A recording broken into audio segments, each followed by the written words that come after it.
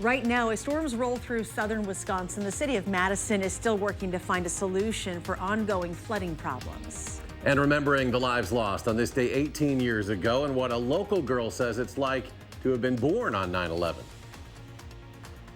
From the Channel3000.com Alert Center, this is News 3 Now at 10. Thank you for joining us. We are monitoring chances for thunderstorms tonight and into tomorrow morning. Now, so far, there have been some nasty clouds out there, some flashes of lightning and a few brief moments of heavy rainfall in Madison, but nothing severe. We have team coverage on the weather tonight. Chief Meteorologist Gary Canalti in the Weather Center and Amy Reed live in Madison, where the city still working for some long-term solutions for flooding. Let's start with Gary with a look at our first alert forecast. Hi, Gary. Hi. Well, it may have been quiet here in Madison. That has not been the case over other parts of our viewing area where heavy rain has fallen. In fact, a flash flood warning is in effect until 12:15 a.m. for southern Crawford and much of Grant County, and a flood advisory in effect until 12:30 a.m. for the southeastern portion of Rock County. That's where the heaviest rain has fallen tonight. You can see on Doppler track, that's where the lines of thunderstorms are, right along the Wisconsin-Illinois state line back into parts of Grant County. But farther to the west, storms in Iowa and Minnesota are starting to drift toward the north, so we may see another round of thunderstorms late tonight into tomorrow morning. High temperatures today made it up into the low 80s in Madison, while they stayed in the 60s not far to our north. Milwaukee almost hit 90 degrees, but temperatures have cooled off to 60 in Milwaukee, or in the 50s to our north, but still in the 70s down toward the Illinois state line, where dew point temperatures are around 70 degrees, so the air is very saturated. The winds, though, have shifted to the northeast over much of southern Wisconsin, at least temporarily ending the severe weather threat, but also leading to some areas of fog. By tomorrow morning, we'll see some off and on shower and thunderstorm chances through the day tomorrow. Our high temperature at 80. Some of those storms could have gusty winds, hail, and heavy rainfall. That's your News 3 Now First Alert forecast. All right, Gary, thank you. As we watch for possible flooding tonight, the city of Madison is still working toward some solutions for the future. The city's engineering division continues to meet with residents to discuss last August flooding. Amy Reed joins us now live in Madison with an update on what they've learned so far. People here saw it bad last year, and this is one of the areas that the city engineering division has been touring to learn what happened and what changes they could make to prevent it from happening in the future. Though this process takes time, people here say solutions couldn't come soon enough. This was always Marjorie's husband's favorite spot. Sitting out here, watching the birds, seeing the deer, that was the joy of it. It always has been. Now sounds of nature are cut with the sound of the pump. A new normal sound for a new normal. She said it never used to flood badly here, and now it can't seem to stop. The city of Madison is trying to help. We are there, and we are actively listening and proactively trying to find out what we can do to kind of create more resilient infrastructure for the future. The engineering division has been touring neighborhoods like Marjorie's, learning what's changed over the years and what they can add that might keep flood impacts to a minimum. It's part of a major study they've undertaken that they hope will end in a city more prepared to handle flooding. They started in May, but so far they're still just learning. This sort of thing takes time. You know, studies and the science and the math and all of the designing and everything that goes into making sure that stormwater infrastructure is sustainable and resilient for years to come takes time. Marjorie said she's glad the city is doing this, but she hopes the solutions come sooner than later. Last winter, she lost her husband, and now this backyard he loved is starting to look too big. I worry about when I want to sell this, what kind of reaction we'll get, and how they will affect the price of my house. And I'm sure I can speak that I'm not the only one.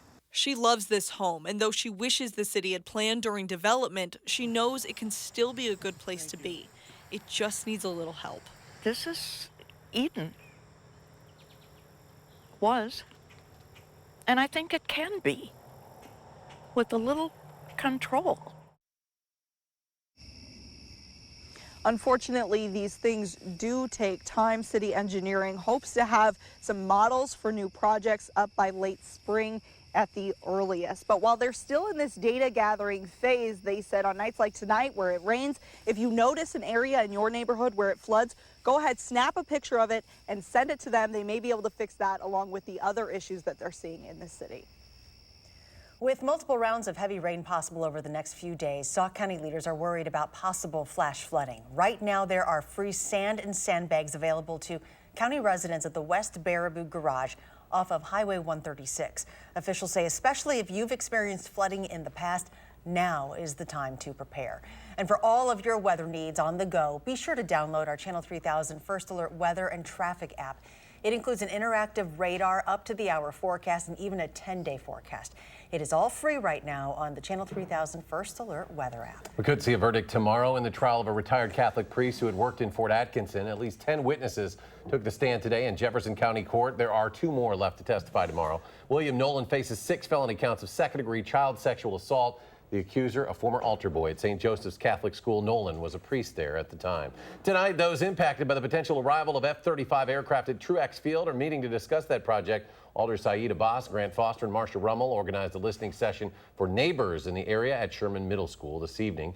It's a precursor to the big meeting tomorrow night where National Guard representatives will answer questions about the proposal. That will be at the Alliant Energy Center, 5 o'clock until 6:30. The investigation into the California dive boat fire that killed 34 people is expected to shift to the burned out remains of the boat itself, the Conception, which officials hope can yield new clues. Today, divers recovered the last remaining body.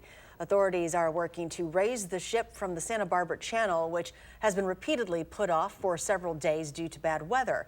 Investigators still have not determined the cause, but believe being able to examine the boat could help locate an ignition source and answer why none of the victims were able to escape. 2 planes were involved in a minor accident at O'Hare Airport today. An American Airlines plane struck another plane at one of the gates. Officials said only one of the planes was moving at the time of the incident. Damage was believed to be relatively minor. No injuries have been reported. Americans are remembering 9/11 today, 18 years later. Around the nation, ceremonies marked one of the darkest days in U.S. history. Tonight, in the heart of New York City, it is a heart-wrenching ritual repeated every year. Those beams of light shining where the Twin Towers once stood. Family members and first responders returned to Ground Zero. Bells marked when the planes hit the towers and when those buildings fell, as the names of the fallen were read. New this year at Ground Zero is a 9/11 memorial glade. It features stacks of granite. This is in tribute to the first responders who became ill or died after being exposed to the toxins there. Pray for all those first responders who have or will become ill as a result of their dedication and sacrifice. And in Washington, President Trump attended a wreath-laying ceremony to remember those who died when a jet slammed into the Pentagon. And near Shanksville, Pennsylvania, Vice President Mike Pence paid tribute to the passengers on board United Flight 93. At the state capitol, a bill was unveiled today that would designate a state highway in parts of Dodge and Washington counties as the 9/11 Memorial Highway. 2 families helped announce the bill, including one who lost their daughter in the attack. The Memorial Highway will also include a memorial site in Kewaskum, which broke ground this summer, and will eventually include a 2,000-pound beam from the North Tower.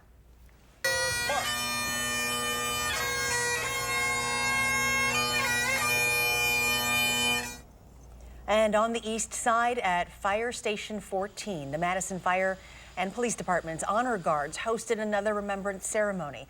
Police Chief Mike Koval and Fire Chief Steve Davis gave remarks and led a moment of silence. Well, many people find themselves at a loss for words when thinking about what happened on 9/11. And today, Jamie Perez spoke to a 15-year-old girl about what it means to those who were born on such a significant day in history. Jamie? Well, not only were so many lives lost that day, but there were also people who were born on that day. Today, I spoke with a 15-year-old girl who's talked about what it's like for those who were given a life on a day when so many were lost. We remember the times before. This Tuesday morning, the 11th of September, 2001. The moments during. Plane has crashed into the World Trade Center. And the moments after. What there is of the Manhattan skyline at this point. It's a day most of us will never forget. Another hijacked plane. 2 towers of the World Trade Center are down. But for people like Claire Orlikowski, it's a day she was never around to remember. September 11th, 2004. Claire was born 3 years after the Twin Towers were hit. Since I never experienced it, I didn't feel like a sense of reality. Claire says she learned about 9/11 when she was in 2nd and 3rd grade. After that, she said it wasn't really talked about in school. They felt like maybe if they taught about it every year, people would start like they already knew a lot about it. It's a day that's always been bittersweet for Claire, sharing a birthday with a day that carries such heavy emotions for the rest of the country, one that she will never be able to reflect on.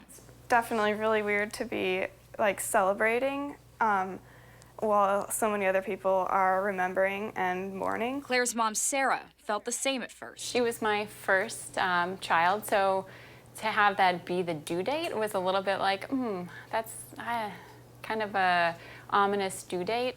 But as the years go by, Sarah acknowledges that it is an important day to take a moment to remember. But for all the parents who gave a life on a day when so many other parents lost one close to them, I felt like, you know, a new life is a really beautiful symbol of hope. moving forward while still remembering, in whatever way someone chooses, is all anyone can really do. When it's tied to your birthday, it gives you a personal connection to it, even if you weren't alive during that time. In Madison. As I'm older, I realized like the scope of the tragedy and how momentous it was. Jamie Perez, News 3 Now.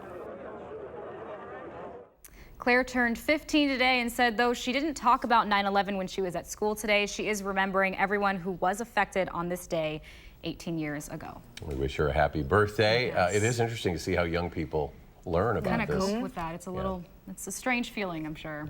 Part of history now. All right, Jamie, thank you. Sure.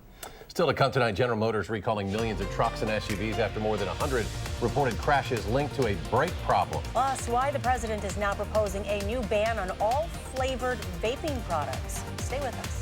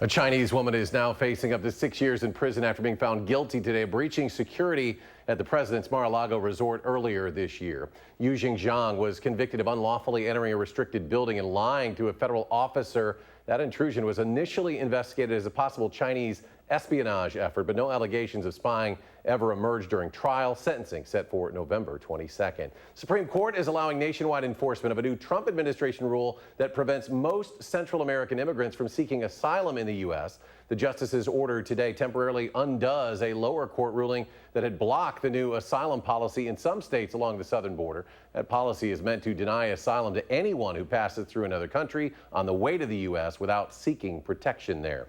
As the number of vaping-related deaths and illnesses continues to rise, the White House taking action to cut down on e-cigarette use by young people. Today, President Trump proposed a ban on all flavored vaping products, which is expected to take several weeks to implement. The CDC is investigating more than 450 cases of vaping-related illnesses, along with at least 6 deaths reported in recent weeks. A Janesville-based CBD manufacturer is expanding to a larger space where they say they can mass-produce CBD products. Simply Solutions says it uses a scientific process to separate CBD from hemp plants. This fall, they'll make the move into an even larger building where they'll ramp up production. CEO John Gephardt says while CBD is a relatively new phenomenon, when it's done right, the benefits are countless. General Motors is recalling nearly 3.5 million pickup trucks and SUVs in the U.S. because of a brake problem. The recall includes certain Chevrolet Silverados, Tahoes, and Suburbans, Cadillac Escalades, and GMC Sierras and Yukons. The models range from 2014 through 2018. GM says there have been 113 reports of crashes and 13 injuries related to the issue. GM already started notifying owners that they can take their vehicle to the dealer to have the brakes fixed free of charge. 3 EF2 tornadoes touched down in Sioux Falls, South Dakota overnight. According to the National Weather Service, the tornadoes and straight-line winds caused damage to more than 30 structures, but there were no reports of serious injuries. The mayor said some of the city's warning sirens did not go off because of human error. Chief Meteorologist Gary Canalti joining us now, keeping an eye on the potential for flood issues, Gary. It's the same system that went through Sioux Falls last night, now coming through here. We haven't had much in the way of severe weather, but the flooding has been more of a concern. And right now we have flash flood warnings in effect until 12:15 a.m. for parts of southern Crawford and much of Grant County. Flash flood warnings in effect for parts of eastern Iowa until 12:15 a.m. and until 4 a.m. now for parts of northwestern Illinois. In addition, now we have a flood advisory in effect until 12:30 a.m. for southeastern Rock County as well as parts of southern Walworth and Racine-Kenosha counties. That's where all the heavy thunderstorms have been so far tonight. Now, severe weather, we haven't had a lot. Last night, there was actually an EF1 tornado that touched down in Winona, Minnesota. Around southern Wisconsin, some wind damage from trees being knocked down and some power poles around 8:03. But you can see as far as the heavy rain is concerned, this is just over the last 6 hours. And you can see some amounts of 1 or 2 inches or more across parts of eastern Iowa into southwestern Wisconsin, and then through much of Rock County and into southeastern Wisconsin. You couple that with the 48-hour rainfall that's now showing 2 to 4 inches or more down near the Illinois state line, as well over parts of southwestern Wisconsin. That's why those flash flood warnings and flood advisories are in effect where they are. Much of the rest of southern Wisconsin has received between 1 and 2 inches of rain, but more is on the way. You can see these thunderstorms are drifting toward the south, toward the Illinois state line. But out to the west, look at the movement of these thunderstorms that are starting to develop across Iowa. They're actually drifting back toward the north. We've actually had a cold front, which has gotten down to about the Illinois state line. It's becoming stationary and now starting to work back northward as a warm front. So that will produce the next round of showers and thunderstorms later tonight into tomorrow morning. Storm Prediction Center for tomorrow has a slight risk of severe thunderstorms south and west of Madison, a marginal risk elsewhere. A lot of it will depend on how much cloud cover we can get rid of and see if whether or not we get some sunshine to warm things up a little bit more than forecast. Then we would have a higher severe weather threat. Live view from the Edgewater Sky Cam in downtown Madison. The rain is out of the Madison area for the most part right now. High temperature today, 83 degrees, but the low of 64 is actually the current temperature. Skies are mostly cloudy. Notice the wind shift here in Madison. We're now north of that cold front, so winds are out of the north-northeast at 15 miles per hour. Humidity high at 93%, and we'll see some areas of fog overnight. Milwaukee almost hit 90 degrees today, while Superior barely got into the 50s. So that shows you the temperature contrast across the state. And right now, Milwaukee's cooled off to 60 at northeasterly wind, bringing in cool air off of Lake Michigan, whereas southwestern Wisconsin is still closer to 70 degrees, like in Dubuque, and up to the north, only 49 right now in Superior. Notice those winds from the northeast here, but the front right about here to the south of that, winds are out of the south, and you can kind of make out where the wind arrows kind of come together, almost like a zipper effect there. That's where the front is, and that will start working back northward as a warm front. As it does so, the next round of thunderstorms will move in. Overnight, showers and thunderstorms, some areas of fog as well. It'll be muggy, and any of the thunderstorms could bring heavy downpours. Low temperature at 64. Tomorrow, a cloudy, warm, and humid day with showers and thunderstorms. Again, the possibility exists for some stronger or even severe thunderstorms and heavy rain with a high of 80. Future track. Thunderstorms move out for the next couple of hours and then move back northward early tomorrow morning. And then we see a break during much of the day tomorrow. The best chances of storms will arrive tomorrow evening and early tomorrow night as the cold front comes through. Behind that, though, the air dries out, and notice those temperatures only in the lower 70s for high temperatures on Friday. Rainfall amounts before then anywhere from 1 to 2 inches, but some localized 3 or 4 inch amounts in the heavier thunderstorms. As we look at the 7 to 10 day forecast, you'll see those temperatures cool off for a couple of days, get back up to around 80 by Sunday as some thunderstorms Saturday night into Sunday morning move through, and then the heat and humidity come back for much of next week. I mean, not a super big heat wave, but 80s in mid-September are unusual, along with the high humidity. Some thunderstorms toward the end of the week, too. All right. Thank you. You're welcome. So, how did the Brewers do without Christian Yelich tonight? We'll show you. That's next in sports.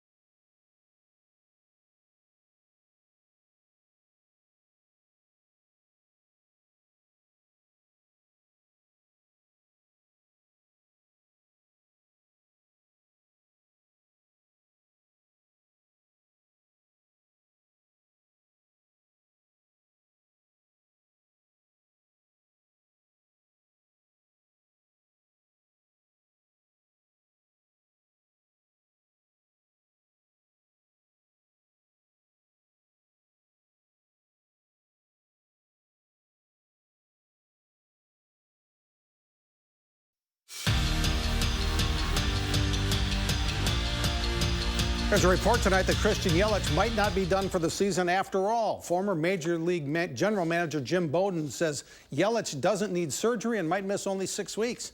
Yelich, of course, fouled a ball off his right knee in the first inning of the win last night against the Miami Marlins. A broken kneecap was supposed to keep him out for the rest of the season, but now it sounds like it could be 6 weeks, which would be Game 2 of the World Series if the Brewers could somehow make it that far. Yelich was hitting .329 with 44 homers, 97 RBI, and 30 stolen bases. Okay, who's going to step up as the Brewers keep going? Game 3 of the 4-game set at Miami tonight. Perhaps it's Mike Moustakas, who just returned to the starting lineup after a wrist injury. 3-run homer there for Moustakas gives the Brewers the early lead. Did we mention Mike Moustakas was going to step up? Well, in the 9th, with a game tied at 5, Moustakas stepped up again. Long 2-run homer delivers another win for the Brewers. They're 6th straight. Final score, Brewers 7, Marlins 5. They'll have an afternoon game in Miami tomorrow. In San Diego, it's Cubs nothing, Padres nothing in the 4th. Remember Jonathan Villar, who played for the Brewers a couple years ago? Well, tonight, Jonathan Villar made history. He hit a 3-run homer in Baltimore that set a major league single-season record for total home runs. That was the 6,106th homer of the Major League Baseball season. That's the most ever. The defending national champion Wisconsin Badger women's hockey team is the preseason favorite to win the WCHA, according to the coach's preseason poll released today. Minnesota has picked a close second. The Badgers' Abby Rock is co-preseason player of the year. Joining Rock on the preseason All-WCHA team, Sophie Shirley, Mackenzie Steffen, and goaltender Kristen Campbell. The United States men's basketball team lost in the quarterfinals of the FIBA World Cup in China early this morning. Rudy Gobert helped France to an 89-79 win. That stops the USA's 58-game winning streak with NBA players on the roster in international competition. Badger tight end Xander Neville announced on Twitter today that his football career is over. Neville says he's suffered another injury and won't play football anymore. Neville had 2 season-ending knee surgeries in his first 5 years with the Badgers. He was granted a 6th year of eligibility but could never get back in the field. He says he'll begin medical school next fall. The Packers and Vikings play at Lambeau Field Sunday at noon. The Vikings beat Atlanta in their opener, while the Packers rode their defense to a 10-3 win in Chicago. Now it's the home opener in Green Bay, and the Packers are hoping they'll truly have a home field advantage. But we'd love everybody to get up and be as loud as possible from the start. We need it. We've been rolling here over the years in stretches, and it's a tough place to play. You know, my only ask is that we don't do the wave when we're on offense. Other than that, man, be as loud as you want. And the Prep Mania High School football game of the week takes us to Mansfield Stadium for a big game in the Big 8. Middleton has lost once. Madison Memorial still undefeated. We'll have the game live on channel3000.com, 7 o'clock Friday night. We'll also replay the game Sunday and Wednesday on TVW. And we'll be right back.